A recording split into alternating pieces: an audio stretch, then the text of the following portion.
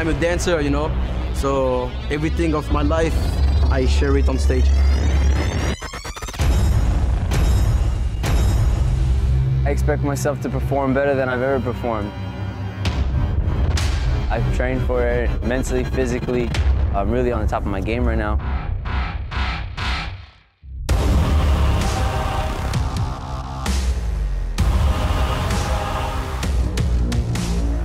What was the hardest battle tonight? I think the hardest battle was the first round versus Blonde. I feel like the first round in BC1 is always the hardest because everybody has all that stuff left.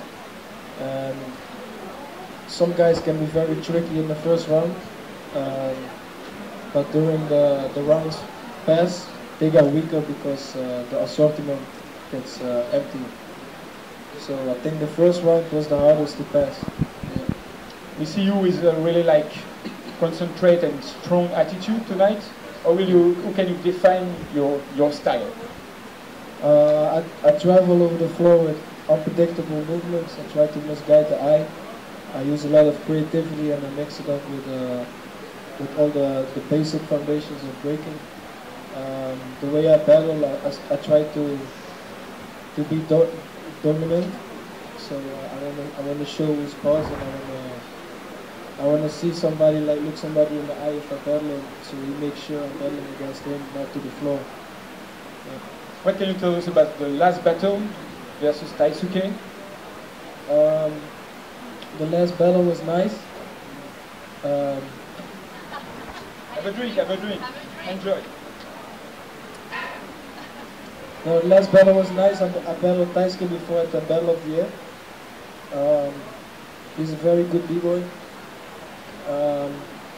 I felt Taisuke can do much better. I didn't battle Taisuke at his best. And I think that goes the same as I battled him in UK Champs. If I would battle Taisuke the first round, I think it would be much harder for me to defeat him.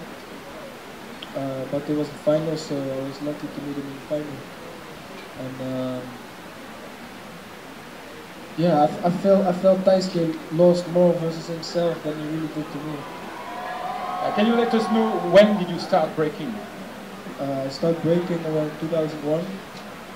At this time, did you imagine like being like one of the best breakdancers in the world? What was your like? I was always a guy with the less talent of all the people surrounding me. I had two other cousins and friends, and they were always much better than I was. As you can see my style, the way I dance, I'm not doing this super difficult tricks like Blonde, for example, does. It's impossible for me. It's so hard for me to do physically. So you need to choose a different path, and I guess it's the path of creativity that I took.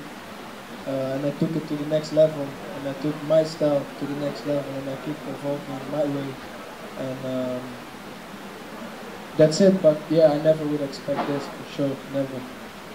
For the kids who will watch you on different medias from around the world, what would be your advice to kids who want to begin breakdance? You say you are the less talented guy when you begin, so what would be the advice to become a king?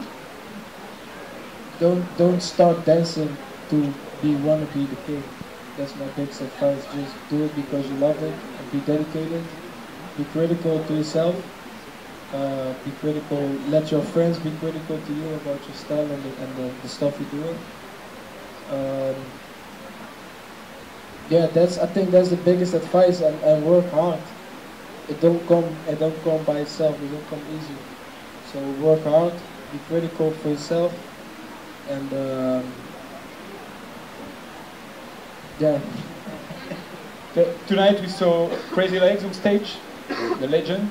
I know you are really like, for you it's really important to stick to the roots of hip-hop from different disciplines from hip-hop. Is it important for you guys who are going to breakdance to know the history? Yes, I think it's very important because if you don't know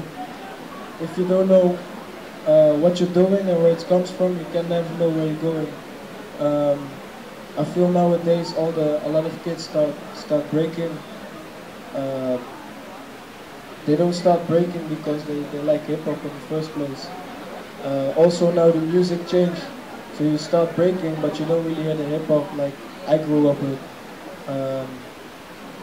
Like I think I'm from the last generation. But when I start breaking, I was already a fan of hip hop. I was already into hip hop, and that shapes you. That shapes your style. That shapes your walk, your swagger. Your swagger is a funny word, but you know that this is what makes you. And yeah, you need to know your history for sure. Last question before our friend from different medias ask you some. Now that you won the BC1, what is the next challenge for next year? Is it to become again the champion? Well, first of all, there's a challenge in 2 weeks. It's called the Undisputed. I don't know if you guys heard about it, but it's the 8 of the biggest one-on-one competitions in the world, and all the winners comes together. I already earned my place for this event in the beginning of the year at Challenge Battle Pro. Now I double earned it, so they can pick one other b-boy that made it second place at one of these events. But that's in 2 weeks in London, England. So that's the next challenge. And yeah, for sure next year I will be here again and try to defend my title. Do the very best I can. Thank you. No problem. If you guys have a few questions.